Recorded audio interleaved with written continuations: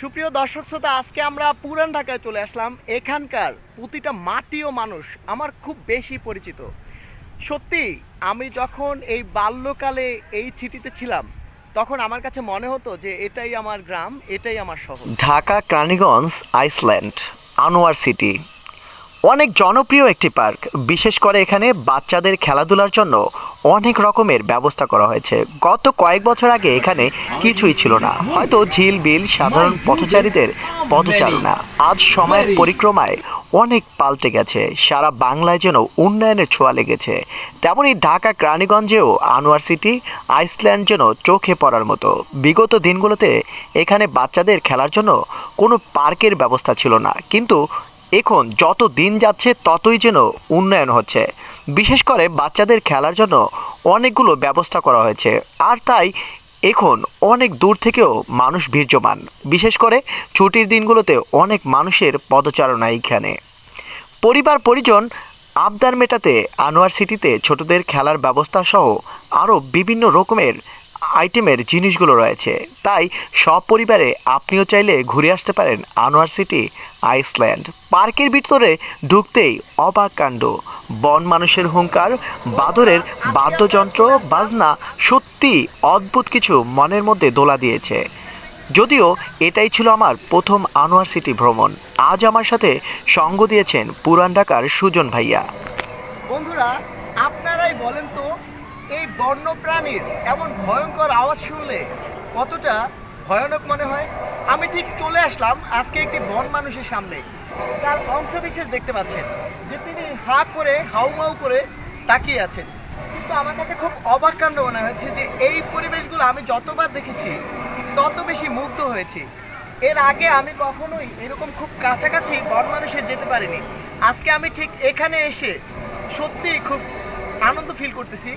আপনারা চাইলে আইসল্যান্ড এই আনোয়ার পার্কে চলে আসতে পারেন। এখানে যে সুন্দর দৃশ্যগুলো আছে সত্যিই খুব উপভোগ করা যায়। আজকে যে বন মানুষের চিত্রটি দেখতে পেলাম সত্যিই খুব অস্বাভাবিক মনে হয়। আমি যদিও অনেক নার্ভাস, কারণ আমি এটা সামনে যেতে পারবো কিনা আমি জানি নেই, কিন্তু তবে আমার মনে হয়েছে যে আমি যতটুকু সাহস জাগ্রত করেছি খুব কাছাকাছি যেতে পারবো, এতটুকু আত্মবিশ্বাস আমার আছে। অবশ্যই যাচ্ছি, দেখি কতটুকু পারি।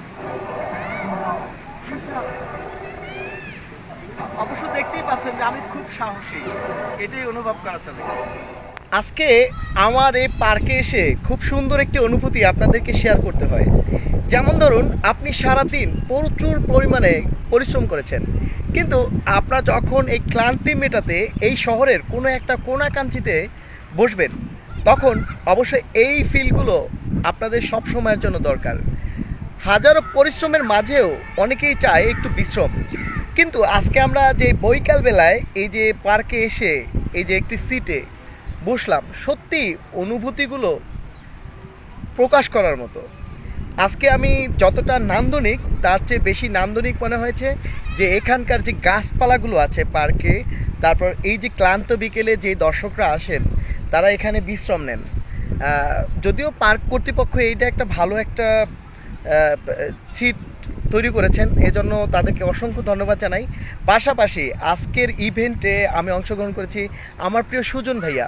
তিনি আমাকে ইনভাইট করেছেন আরও গত কয়েকদিন আগে। আজকে আমি আসলাম, ভাইয়ার সাথে হঠাৎ দেখা হয়ে গেল, গল্প আড্ডা হলো। সত্যি আমার কাছে অনেক ভালো লাগে। আমরা সুজন ভাইয়ার সাথে খুব পরিচিত হলাম। ভাইয়ার সাথে আমার পরিচয় সোশ্যাল মিডিয়ার মাধ্যমে, যদিও অনেক দিন পর ভাইয়ার সাথে দেখা। আমি যদিও এইভাবে কারোর সাথে সরব উপস্থিতি খুবই কম, ভাইয়ার ইনভাইটটা খুব সহজে গ্রহণ করলাম। আর এখানে এসে সত্যি ভাইয়ার যে অনুভূতি আমাকে অনেক কিছু, মানুষ চাইলে সব কিছুই সম্ভব। আমি পার্কে এসে খুবই অবাক হয়েছি।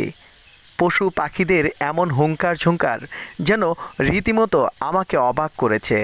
আজ আমি এক অদ্ভুত কাণ্ড দেখতে পেয়েছি, যেখানে হয়তো আমরা মাঝে মধ্যে কাল্পনিক কথায় বলে থাকতাম গাছ কথা বলে, সেটা যেন আবারও প্রকাশ্যে আমরা দেখতে পেয়েছি। সত্যি আমার কাছে আজকের অভিজ্ঞতাটা অনেক আনন্দদায়ক। মানুষ চাইলে সবকিছুই সম্ভব। তেমনই সম্ভব করেছে চায়না প্রযুক্তি। আজকে এখানে দেখলাম যে গাছ কথা বলছে। সত্যি এই অসাধারণ একটি মুহূর্ত ফিল করাই বলা চলে অনেক আনন্দদায়ক। এই যে এখানে গাছ খুব সুন্দর তাকিয়ে তাকিয়ে কথা বলছে, দর্শক শ্রোতা অনেকজন তাকিয়ে আছে। এমন দৃশ্যগুলো সত্যি খুব বিরল ব্যাপার। বাদর একটি অদ্ভুত প্রাণী, এই আছে এই নেই, যেন কারো কাছ থেকে খুব বহু দূরে চলে গেছে। তাই অসম্ভবকে সম্ভব করেছেন আজ চীনা প্রতিষ্ঠান। আমি ঢুকতেই দেখতে পেলাম বাদর মামার হাউমাউ গান। যদিও আমার কাছে এটা অনেকটাই অদ্ভুত মনে হয়েছে, বাস্তব প্রকাশ্যে এসে যখন নিজের অভিজ্ঞতা শেয়ার করেছি তা যেন সত্যিই অনেক আনন্দদায়ক মনে হয়।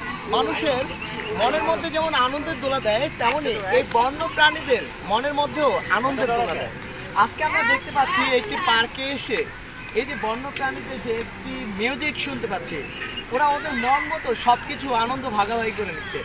সত্যি মানুষ যেমন চলতে ফিরতে যেমন আনন্দ ভাগাভাগি করতে চায়, ওদের মনের মধ্যেও যেমন আনন্দের তেমনই তীব্রতা আমরা দেখতে পাচ্ছি। সুপ্রিয় দর্শক শ্রোতা, দেখতেই পাচ্ছেন যে একজন বন্য প্রাণী তিনি মিউজিকের সাথে বেশ সময় ধরে ব্যস্ত। আজকে দেখাই যাচ্ছে যে এদের খুব কাছাকাছি যেতে যদিও আমার ভয় লাগছে, কিন্তু এখানে যেতে পারবো কিনা আমার ধারণা নেই। কিন্তু এসে দেখলাম যে ওরা গিটার বাজাচ্ছে, আবার ঢোল বাদ্য নিয়ে ব্যস্ত, বেশ সময় ব্যস্ত।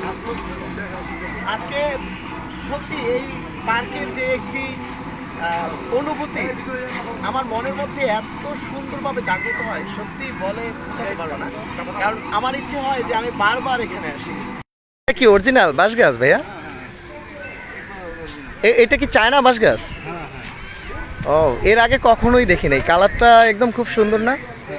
আমাদের বাঁশ গাছের তুলনায় এটা কিন্তু একটু ডিফারেন্ট কালার, তাই না?